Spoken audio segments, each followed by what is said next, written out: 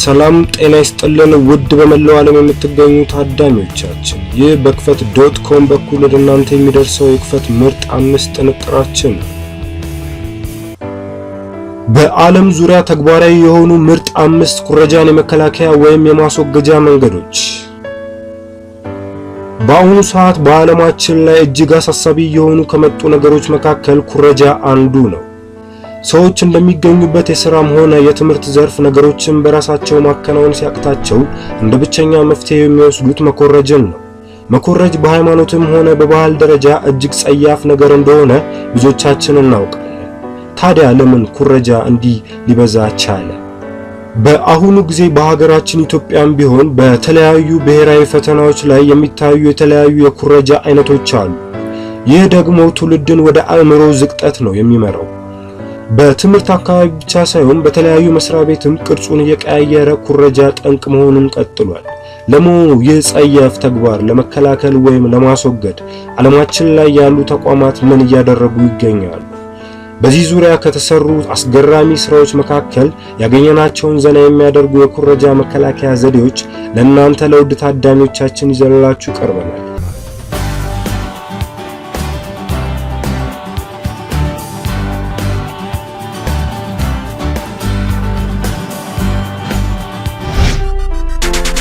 ይህ ዘዴ ተግባራዊ የሚሆነው በተማሪዎች መፈተኛ ክፍል በአንዱ ጥግ መምህሩ ረዘም ባለ ሁሉንም ተፈታኝ በሚያሳይ መልኩ ከፍ ያለ ወንበር ላይ ቁጭ ብሎ በመፈተን ላይ ያሉ ሁሉንም ተማሪዎች ያለምንም ችግር በሚገባ እየተመለከተ የሚቆጣጠርበት ዘዴ ነው። የተማሪዎቹ ቁጥር ከፍ በሚልበት ወቅት ማለትም 20 እና ከዛ በላይ የሚሆኑ ተማሪዎች በአንድ ክፍል ውስጥ የሚፈተኑ ከሆነ አንድ ፈታኝ እነዚህን ሁሉ ተማሪዎች በአንድ ጊዜ መቆጣጠር ይከብደዋል። በተለይም ደግሞ ፈታኙ በሚንቀሳቀስበት ወቅት ከሱ ጀርባ የሚሆኑ ተማሪዎች ለመኮረጅ እጅግ በጣም የተመቸ ነው የሚሆንላቸው። ምክንያቱም ፈታኙ ላይ የሚችለው ከሱ ፊት ያሉ ተማሪዎችን ብቻ ስለሆነ።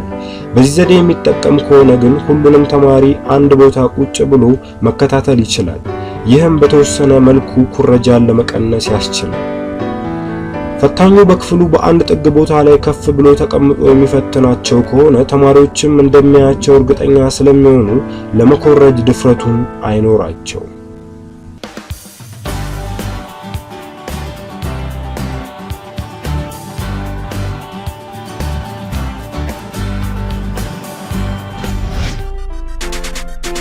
በዚህ ዘዴ ደግሞ በምስሉ ላይ እንደምታዩት ሙሉ በሙሉ በመፈተኛ ክፍል ውስጥ የሚገኙ ተፈታኝ ተማሪዎች ጭንቅላታቸው ላይ 4 ማዕዘን የሆነ ሳጥን የመሰለ ነገር ወይም ሁለት ሰፋፊ ወረቀት ግራና ቀኝ አስረው ወደ ጎን እንዳይመለከቱና የሌላውን እንዳያዩ የሚያደርግ ዘዴ ሲሆን ተማሪዎቹ ማየት የሚችሉት ብቸኛ አማራጭ ወደ ታች ማለትም ወደ ፈተና ወረቀቱ ብቻ መሆኑ ይበልጥ አስተማማኝ ያደርገዋል። በ2013 ታይላንድ በሚገኘው የባንኮክ ዩኒቨርሲቲ የሚገኙ መምህራን በግማሽ ሴሚስተር ፈተና ወቅት ባልተጠበቀ መልኩ ወደ 100 የሚጠጉ የዩኒቨርሲቲ ተማሪዎችን ይህን በመሰለ መልኩ በጭንቅላታቸው ላይ በሁለቱም በኩል ሰፋፊ ወረቀት አንጠልጥለው ፈተናቸውን እንዲሰሩ አድርገዋል። በሌላ በኩል በአንድ የአቪዬሽን ማሰልጠኛ ተቋም አንድ መምህር ተማሪዎቹ ሳጥን የመሰለ መሃሉ የተበሳ ነገር በጭንቅላታቸው ላይ አድርገው እንዲፈተኑ አድርጓል። ይህን ዘዴ ተግባራዊ ካደረጉ ተቋማትና ግለሰቦች መካከል ተጠቃሾቹ ናቸው።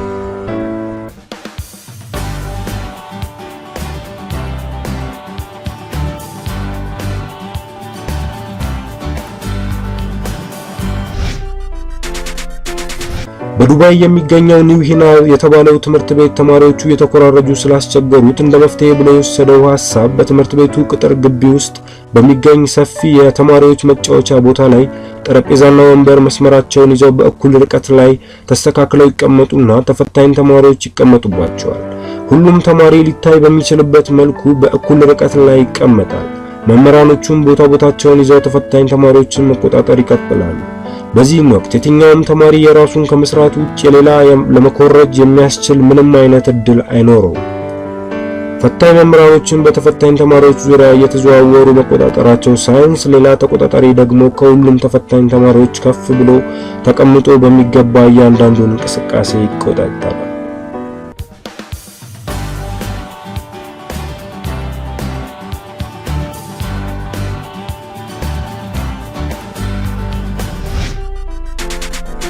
የቻይና ትምህርት ሚኒስቴር በየዓመቱ የሚያዘጋጀው ኮና በመባል የሚጠራው ፈተና እጅግ በጣም ጠንካራ በሆነ ጥበቃ የሚካሄድ ሲሆን በአሜሪካ ሰዓት እየተባለ እንደሚጠራው ከ9 ሚሊዮን በላይ የሚሆኑ ተማሪዎች ኮሌጅ ለመግባት የሚፈተኑት አይነት ፈተና ሲሆን የቻይና ትምህርት ሚኒስቴር ለዚህ ፈተና ዓመቱን ሙሉ ጊዜ ሰጥቶ አስቦበትና ተዘጋጅቶ የሚጠብቀው ፈተና ነው። በፈተናው ወቅትም እጅግ ጥብቅ የሆነ ቁጥጥር የሚደረግበት ነው። ቁጥጥሩም በመፈተኛ ክፍል ውስጥ የደህንነት ካሜራ በመግጠም ለዚህ ፈተና ተቆጣጣሪ ተብለው የተመደቡ አባላትን በክፍሉ ውስጥ የሚከናወነውን ማንኛውም እንቅስቃሴ ካሜራው በሚሰጣቸው ምስል በመመራት ውጭ ላይ ለሚገኙ ፖሊሶች በዋየርለስ ስልክ በመታገዝ ቀጥታ ሪፖርት ያደርጋሉ። የሆነ አጠራጣሪ እንቅስቃሴ ባዩ ጊዜ ከፖሊሶች ጋር በመተባበር እርምጃ ይወስዳሉ። እስኪ አስቡት፣ ለፈተና ገብተው ተሳቀው ሲወጡ ካሜራ ተደቅኖበት በፖሊስ ተከበው ሲፈተኑ እውነት እንኳን ስለመኮራረጅ ቀርቶ የተሰጠውትን ጥያቄ መልሱን እያወቁት እንኳን በትክክል ስለመስራቱ ምን ያህል እርግጠኛ መሆን ይችላሉ? ከባድ ነው።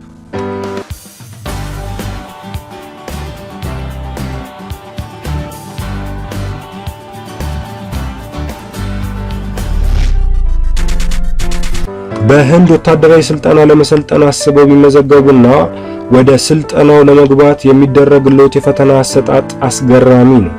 ለፈተና በሚሄዱበት ወቅት ልብሶን ለብሰው ቢሄዱም እዛ ሲደርሱ ግን ልብሶን ማውለቅ ግድ ይሆናል። ምክንያቱም ተፈታኝ ተማሪዎች ብዙ ጊዜ አጥሬራና ኤሌክትሮኒክስ ዕቃዎችን ይዘው ወደ መፈተኛ ክፍል በመግባት ኩረጃን ተግባራዊ እንደሚያደርጉ ስለታወቀና ይህንም የሚቀርፉበት መንገድ ሲያስቡ የመጣላቸው ሐሳብ አንድ ተፈታኝ ወደ መፈተኛ ቦታው ሲመጣ ከፍተኛ ፍተሻ ተደርጎለት የለበሰው ልብስ ሙሉ በሙሉ ወልቆ ከፓንት በስተቀር ማለት ነው ወደ መፈተኛ ክፍል ሳይሆን ለጥ ያለ ባዶ ሜዳ በስርዓት ተገቢውን ያህል ርቀት በየመሃላቸው ተደርጎ ለፈተና ዝግጁ ይሆናሉ እንጂ እንደሌሎች ወታደራዊ ተቋማት ዝም ብሎ ያለ ከባድ ፍተሻና ቁጥጥር ፈተናውን መፈተን አይቻልም።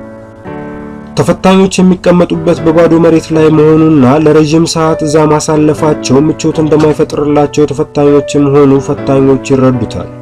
ነገር ግን ኩረጃን ለማስቀረት ሲባል የግድ እንዲህ መሆን እንዳለበት ያምናሉ።